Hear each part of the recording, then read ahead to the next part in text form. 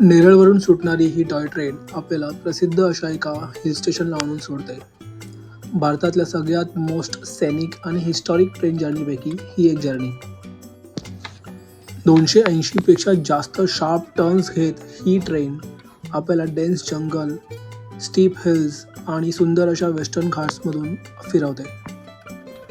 1907 साली सुरू झालेली ही ट्रेन बिझनेसमॅन सर आदमजी पीरभॉय यांनी कन्स्ट्रक्ट केली होती. ट्रॅकवरून चालताना हे अतिशय सुंदर असे पॉईंट्स आम्हाला पाहायला मिळाले. मी आणि रोहनने या ट्रॅकवरून चालण्याचं ठरवलं आणि चालताना या ट्रॅकवर आम्हाला बरेचसे पक्षी आणि प्राणी पाहायला मिळाले. समुद्रसपाटीपासून 800 मीटर उंच असणाऱ्या या हिल स्टेशनवरून अद्भुत असे नजारे आपल्याला पाहायला मिळतात. आम्ही आता अमन लॉज या टॉय ट्रेनच्या एका स्टॉपच्या दिशेने चालत निघालो आहे. व्हिजिटर्स इथे टॉय ट्रेन, हॉर्स किंवा ई रिक्षा घेऊन सुद्धा प्रवास करू शकतात.